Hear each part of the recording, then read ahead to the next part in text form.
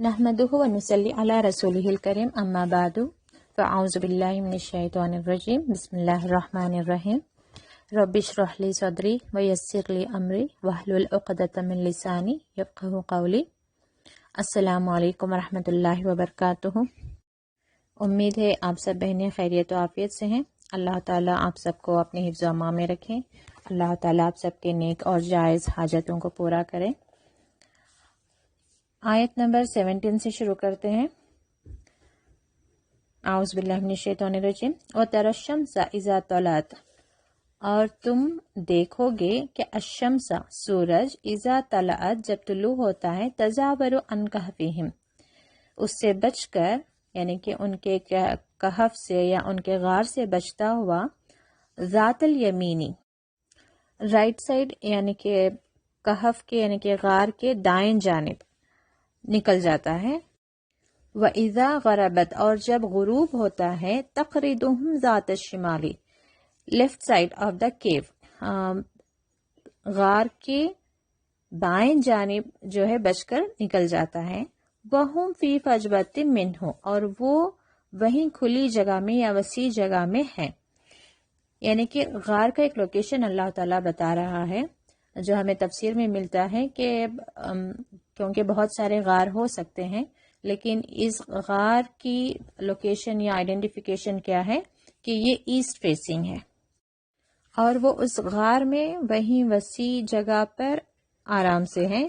ज़ालिका मिन आयातिल्लाही, ये अल्लाह की निशानियों में से है।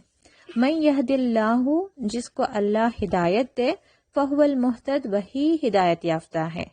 वमन युद्लिल, और जिसको अल्लाह गुमराह कर दे, फलन तजिदा, तो हरगिज तुम नहीं पाओगे उसके लिए वलीयम मुर्शिदा, कोई वली जो उसको राह रास्त दिखा सके। अल्लाह ताला बता रहा है, एक तो लोकेशन हो गया कि कहफ या गार वो कौन सी है, और उसमें अल्लाह ताला ये भी खूबियां बता रहा है कि अल्लाह ताला ने उन्हें किस तरीके से वहां पर रखा हुआ है। यानी कि सूरज इस तरीके से और रोशनी वहां पर पहुंच रही है कि डायरेक्ट उनके जिस्मों को नहीं पहुंच रही है, डायरेक्ट उनके जिस्म पर नहीं पड़ रही है, बल्कि किनारा होते हुए गुजर रही है, लेकिन जो रोशनी की जो गर्माहट है वो भी गार के अंदर पहुंच रही है। और यहीं पे अल्लाह ताला बताता है कि जिसको अल्लाह हिदायत दे वही हिदायत याफ्ता है। और अल्लाह ताला हिदायत किसे देता है? जो अपने लिए हिदायत मांगता है।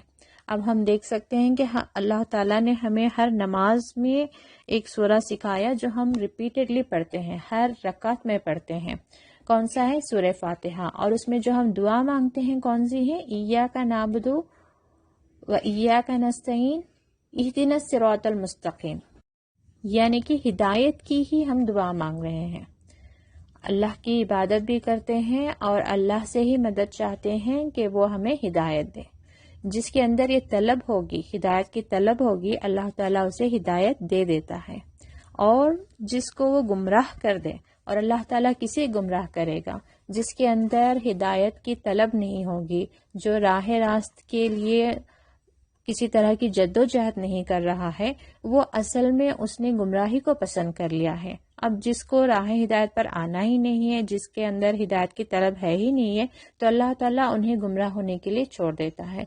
तो इस तरह के लोगों को कोई और ऐसा नहीं है जो आकर उन्हें राह रास्त पर ला सके। तो वाहिद हमें हिदायत देने वाला भी अल्लाह ही है। तो जब भी हम नमाज में सूरह फातिहा पढ़ें तो उसको पूरी तवज्जो से पढ़ें, बिल्कुल गाफिल कहीं ख्यालात हमारे हों और बस हम सरसरी अल्हम्दुलिल्लाह रब्बिल आलमीन अर्रहमानिर रहीम मालिक यौमिद्दीन इस तरह से ना पढ़ें। सूरह फातिहा को ठहर ठहर कर पढ़ें, उसको समझ कर पढ़ें, और जो दुआएं हैं उन दुआओं को आप दिल से अल्लाह की तरफ तवज्जो होकर पूरे तवज्जो के साथ उस दुआ को मांगे। इय्याका नअबुदु व इय्याका नस्तईन इहदिनस सिरातल मुस्तकीम। और वहीं पे हमें मालूम होता है कि हिदायत याफ्ता लोग कौन हैं? जिनको अल्लाह ताला ने इनाम दिया, जो कामयाब हुए हैं दुनिया में भी और आखिरत में भी। और जिनको अल्लाह ताला ने हिदायत नहीं दी वो कौन लोग हैं? वो गुमराह हो गए और उन पर गज़ब किया गया। तो अल्लाह ताला के इनामात से अपने आप को मालामाल करने के लिए ज़रूरी है कि हम अल्लाह से हिदायत की दुआएं मांगें, अल्लाह से ہدایت کی طلب کریں تو اللہ تعالیٰ ہمیں ہدایت دے دیں اور ہم ہدایت یافتہ ہو جائیں، تو یہی اصل میں ہماری کامیابی ہے۔ وَتَحْسَبُهُمْ، اور تم گمان کرتے ہو ان کے بارے میں، ایقاظوں کہ وہ بیدار ہیں، وَهُمْ رُقُودٌ جبکہ وہ سوئے ہوئے ہیں۔ یعنی کہ اللہ تعالیٰ بتا رہا ہے کہ اگر کسی کی نظر ان کہف والوں پر پڑے تو ہمیں یوں محسوس ہوگا کہ وہ جاگ رہے ہیں جبکہ وہ سوئے ہوئے ہیں۔ اس کے تعلق سے ہمیں تفسیر میں ڈیٹیلز یہ ملتے ہیں کہ ان کی آنکھیں جو تھیں بند نہیں ہوئی تھیں، آنکھیں کھلی ہی تھیں۔ اس کے لیے لومڑی کی مثال یعنی فاکس کی مثال دی جاتی ہے۔ تفسیر میں اس کے ڈیٹیلز ملتے ہیں کہ وہ بھی جب سوتا ہے تو ایک آنکھ اس کی کھلی رہتی ہے، دوسری آنکھ بند رہتی ہے۔ تو اسی طریقے سے وہ سونے کے دوران ہمیشہ ایک آنکھ بند اور ایک آنکھ کھلی رکھتا ہے، یعنی کہ اس میں بھی اللہ تعالیٰ کی کوئی حکمت ہے۔ تو ان کی آنکھیں کھلے رہنے کی وجہ سے کسی کو بھی یہ گمان ہو سکتا ہے کہ وہ بیدار ہیں جبکہ وہ سوئے ہوئے ہیں۔ اور اس کے بعد کیا بات آتی ہے، وَنُقَلِّبُهُمْ ذَاتَ الْيَمِينِ وَذَاتَ الشِّمَالِ، ہم انہیں کروٹ بدلاتے ہیں رائٹ اینڈ لیفٹ سائڈ، یعنی کہ اگرچہ ان کی باڈی ایک ہی اگرچہ ٹرن نہیں کرتے، وہ کروٹیں نہیں بدلتے، تو پاسبلٹی تھی کہ زمین سے ان کی باڈی ایک ہی کنڈیشن میں رہ کر ان کی جسم جو ہے سرگل جاتے، تو اس لیے ان کے جسم کا بدلنا، کروٹیں ان کا بدلنا ضروری تھا۔ وَقَلْبُهُمْ بَاسِطٌ ذِرَاعِهِ بِالْوَسِيدِ، اور ان کا کتا یعنی کہ ان کے ساتھ کوئی کتا بھی تھا جو اپنے بازو پھیلائے ہوئے دہلیز پر بیٹھا ہوا تھا۔ یہاں پہ بالوسید کا مطلب دہلیز لیا گیا ہے، اور اس کے تعلق سے کہا جاتا ہے کہ ایک تو کتے کی عادت ہوتی ہے کہ وہ ہمیشہ دروازے پر ہی ہوتا ہے گارڈ کرتے ہوئے، یا پھر یہ بتایا جا رہا ہے کہ اگرچہ وہ غار کے اندر ہوتا تو فرشتے نہیں آتے۔ تو اسی طریقے سے کہا جاتا ہے کہ ہمارے بھی گھروں میں یعنی کہ گھر میں اس وقت فرشتے داخل نہیں ہوتے، اس جگہ پر فرشتے داخل نہیں ہوتے جہاں پر کتا ہو، یا جس گھر میں تصویر ہو، یا جہاں پر کسی کو غسل کی حاجت ہو اور وہ ناپاکی کی حالت میں ہو، یا پھر جس گھر میں کوئی مشرک رہتا ہو، تو ان جگہوں پر فرشتے داخل نہیں ہوتے۔ تو اس وجہ سے خیر مسلمانوں کے گھروں میں کتا رکھا نہیں جاتا، مگر کسی کسی کے گھر میں کتا ہوتا ہے، شاید ان کے یہ علم میں نہیں ہوتا۔ اور تصویریں بہت عام ہیں کہ کہیں بھی بچوں کے بکس پر ہیں، میگزینز پر ہیں، نیوز پیپر پر ہیں، یا ہم خود بھی اپنے بچوں کے یا کسی بھی یادگار تصویریں جو ہیں لگا دیتے ہیں۔ تو کہا جاتا ہے کہ ایک تصویر کافی ہوتی ہے فرشتوں کو آنے سے روکنے کے لیے۔ تو کبھی اس طریقے سے بھی علماء کا خیال ہے کہ ہم لوگ نماز پڑھتے ہیں، قرآن پڑھتے ہیں، لیکن پھر بھی ہمارے گھروں میں وہ سکینت طاری نہیں ہو رہی ہے کیونکہ فرشتے وہاں پہ نہیں آ سک رہے ان تصاویر کی وجہ سے۔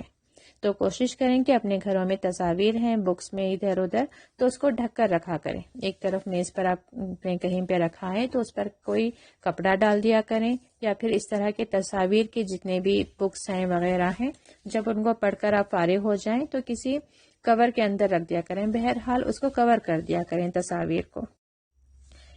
اس کے متعلق سے تفسیر میں ہمیں یہ بھی ملتا ہے کیونکہ کتا ان نیک لوگوں کے ساتھ تھا تو اللہ کی رحمت کا ایک حصہ اس تک بھی پہنچا۔ تو دنیا میں بھی ہم دیکھ سکتے ہیں کہ ہمیں نیک لوگوں کی صحبت میں رہنے کی اللہ تعالی ہمیں قرآن میں بھی ہمیں بہت ساری آیتیں ایسے ملتی ہیں جہاں پہ جیسے کہ یوسف علیہ السلام بھی دعا مانگتے ہیں کہ فاطر السماوات والارض انت ولی فی الدنیا والآخرہ توفنی مسلما والحقنی بالصالحین، یعنی کہ مسلمانوں میں ہی ایک مسلمان کے طور پر ہی مجھے موت آئے اور میں صالحین میں سے اٹھایا جاؤں، یعنی کہ دنیا میں بھی ہم، اور ایک بھی دعا آتی ہے ربنا فاغفر لنا ذنوبنا وکفر عنا سیئاتنا وتوفنا مع الابرار، یعنی کہ ہمیں موت دے نیک لوگوں کے بیچ، یعنی کہ ہمیں بتایا گیا ہے کہ ہم نیک لوگوں کے بیچ رہیں، نیک لوگوں کے درمیان رہیں، نیک لوگوں کی صحبت میں رہیں، وہ بھی اپنے آپ میں جو ہے ہم تک اللہ کی رحمتیں حاصل کرنے کا ایک ذریعہ ہے۔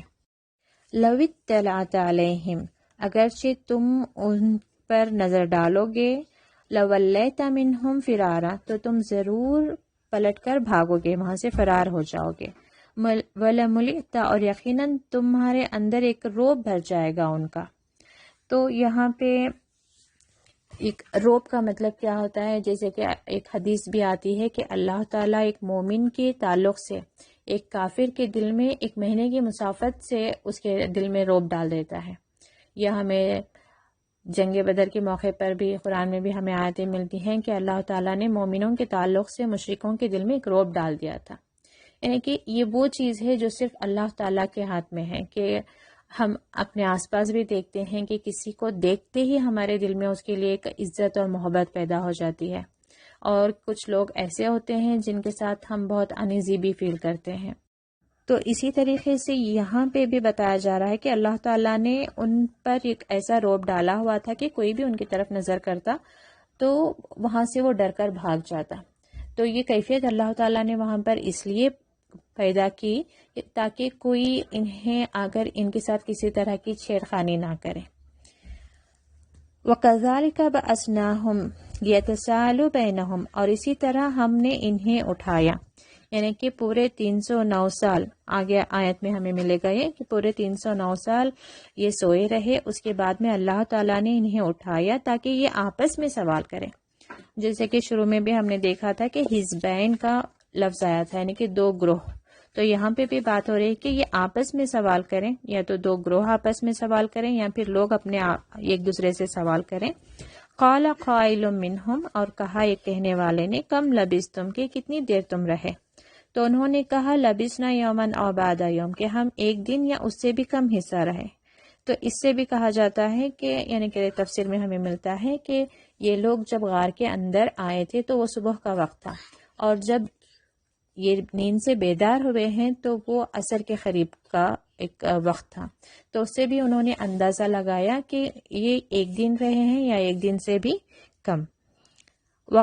قالوا ربکم عالم، پھر انہوں نے کہا کہ اللہ بہتر جانتا ہے، بما لبثتم، کہ کتنی دیر تم ٹھہرے، فبعثوا احدکم بورقکم، کہ اب تم بھیجو تم میں سے کسی کو پیسوں کے ساتھ، سکوں کے ساتھ، جو اس وقت چاندی کے سکے وغیرہ تھے، الی المدینتی، شہر کی طرف، فلینظر ایھا ازکی طعاما، کہ وہ دیکھیں کہ کون سا سب سے پاکیزہ کھانا ہے، فلیاتکم برزق منہ، تو پھر وہ لے کر آئے اس رزق کو وہاں سے۔ ان کے مومن ہونے کی یہ بھی ایک ہمیں نشانی ملتی ہے کہ جب یہ بیدار ہوئے ہیں اور اپنے لیے کھانے کا بھی انتظام کرنا چاہ رہے ہیں تو انہیں کیا خیال آ رہا ہے کہ وہ کھانا لے کر آؤ جو پاکیزہ ہو۔ تو یہاں پہ ازکا کا مطلب پاکیزہ کا کس سینس میں آتا ہے کہ وہ اللہ کے نام سے ذبح کیا ہوا ہو، حلال ہو۔ تو ہر مومن کی یہ فکر ہوتی ہے کہ وہ جب ایمان میں داخل ہو جائے یا ایمان اس کے دل میں داخل ہو جائے تو وہ دیکھے کہ وہ کیا کھا رہا ہے، کس طرح کا لباس پہن رہا ہے، اس کی لائف سٹائل کیا ہے۔ آگے ہم دیکھتے ہیں کہ وَلْيَتَلَطَّفْ وَلَا يُشْعِرَنَّ بِكُمْ أَحَدًا، اور دیکھیں یہ تلطف میں لطیف اس کا روٹ ورڈ ہے۔ لطیف جیسے اللہ تعالیٰ کے بارے میں بھی آتا ہے لطیف خبیر، یعنی کہ بہت باریک بین۔ لطیف کا مطلب اللہ کی خوبی کس طرح سے ہم لیتے ہیں کہ باریک بین، یعنی کہ ہر مائنیوٹ باریک سے باریک چیز کو دیکھنے والا ہے یا اس کی خبر رکھنے والا ہے۔ تو ایسے ہی تلطف کا ایک میننگ یہاں پہ کیا ہے کہ کاشیس، بہت کاشیس ہو کر جاؤ، پوری طریقے سے خیال رکھتے ہوئے کہ کہیں بھی تمہاری کوئی حرکت ایسی نہ ہو کہ کسی کو تمہاری خبر لگ جائے۔ انہم ان یظہروا علیکم، اگرچہ بے شک وہ، اگرچہ ان پر یہ ظاہر ہو جائے کہ تم کون ہو، یرجموکم، رجم کرنا، تمہیں سنسار کر دیا جائے گا، اور یعیدکم، یا پھر تمہیں واپس پھیر دیں گے، فی ملتہم، ان کے ملت میں، ولن تفلحوا اذا ابدا، اور ہرگز تم فلاح نہیں پاؤ گے کبھی بھی۔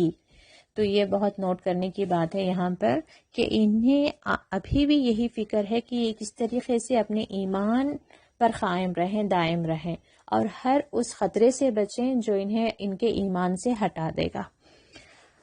تو یہاں سے بھی ہمارے لیے سیکھنے والی بات یہی ہے کہ ہم الرٹ رہیں کہ ہمارے آس پاس کس طرح کے لوگوں کے بیچ ہم ہیں، کیا ان کے ساتھ رہنے سے ہمارا ایمان کمزور ہوتا ہے یا ان کے ساتھ رہنے سے ہمارا ایمان روز بروز بڑھتا ہے۔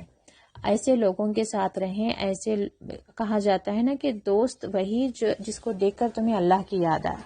تو چاہے ہمارے فیملی ممبرز کیوں نہ ہو، ہمارے پڑوسی ہوں یا ہمارے دوست ہوں، ہم دیکھیں، نظر رکھیں کہ ان کے ساتھ رہنے سے ہمارے ایمان کی کیا کیفیت ہوتی ہے، تو ہم اس طرح کے لوگوں کے ساتھ زیادہ وقت گزاریں جو ہمیں اللہ کی یاد دلائیں، جن کے ساتھ رہنے سے ہمارے اندر کا ایمان بڑھے، ہمارا ایمان مضبوط ہو، اور جن کے ساتھ رہنے سے ہمیں دین پر عمل کرنا آسان ہو۔ اس آیت پر ہم رکتے ہیں۔ انشاءاللہ تعالی آپ اتنی آیتوں کا مطالعہ کریں، سمجھ کر پڑھیں، اور اسے اپنی زندگی میں اس پر کچھ عمل کرنے کی کوشش کریں۔